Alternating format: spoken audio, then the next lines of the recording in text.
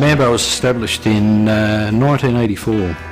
I was an art director, due mainly to the fact that I was the sort of longest standing person there. I suddenly became the art director. I started collecting Mambo, I guess ephemera, from the moment Mambo started. I'd have a box sitting beside my table, just shoveling anything that we did into this box, and I guess it just grew from there. What we were doing was just so wonderful. It was about art, and it was something that was completely different. I thought it was my responsibility to collect as much of this stuff. I think eventually I've become the Mambo historian, custodian of our product. Mainly because a company needs a history. From day to day you need a culture, but you also need a history. The 80s and 90s were a fairly turbulent time here in Australia, and there was a lot of things to get angry about. The boat people, the initial flush of One Nation.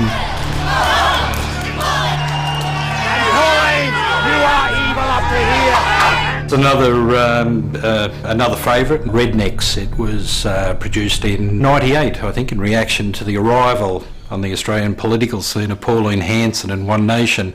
The artwork was done by one of our long-time artists, Jim Mitchell. The aim of Mambo was to create an umbrella under which creative people could present their wares, if you like. Started off with Richard Allen, quickly followed by Reg Mombassa, and then a whole collection of artists after that. This is probably one of Mambo's most familiar and iconic images, designed by Richard Allen in 1986, The Farting Dog, or under its colloquial title, Call of the Wild. And this is probably one of my favourites. It's supposed by Reg Mombassa. It is Reg's rather irreverent take on a Hiram Bosch painting, Road to Calvary. Reg has updated the theme to Road to Clovelly, using pretty much the same characters, but just placing them in a more contemporary idiom. Mambo is a very Australian humour. It's a very irreverent humour. The label only takes itself as seriously as it needs to. Look, personally, I just love the fact that Mambo was able to take the mickey.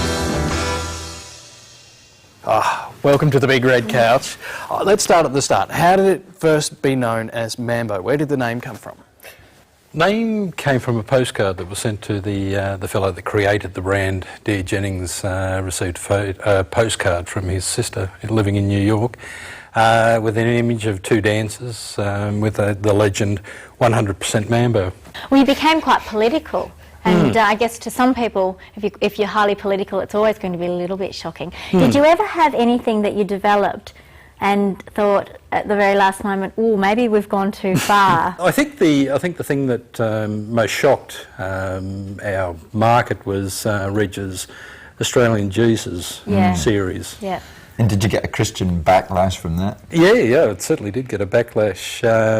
Got several people upset enough to visit the shops and to issue threats to bewildered shop staff. Yeah, and the Mambo Australian Jesus is just Reg's every man sort of pick up on religion. Yeah. One of my favourite posters is the one of Jesus distributing beer and pies at the football. Pies and priest beer is what he's distributing. Have your designs ever been ripped off? Yeah, look, they have on several occasions. Several artists and myself went up to Thailand for Dare's wedding. Reg and myself went for a walk through a huge market in Bangkok, and came across a stall that had probably about half a dozen Reg's designs.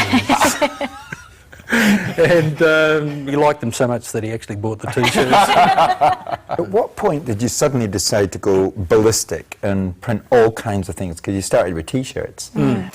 It's the sort of thing that the market wants. I mean, you don't surf and streetwear labels don't just produce a range of T-shirts and half a dozen board shorts. You'll find that most labels have watches, sunglasses, towels, that sort of thing. What about this T-shirt on the end with the signatures?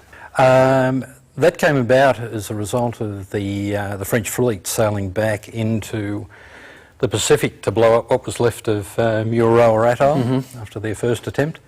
That's a good protest, isn't Yeah. it? It's fantastic. I have to applaud you, Wayne, for collecting Mambo, first of all, because I Yeah. think that's a fantastic thing you've Such done. Because foresight. without you doing it, it probably would have been lost to history. There are lots of collectors out there. Just need to go to eBay to see how much. And there is some see how in much some product there museums. I is. know the Powerhouse has a small Powerhouse one. has a good collection. I mean, we've had a great relationship with the Powerhouse over the years. Well, I think one of my favourite things that you've brought in particularly is this paper bag that you've got over here, which says this bag is made from trees that were blocking ocean views. What a classic. I love it. Brilliant. That's my favourite piece. I absolutely love that bag.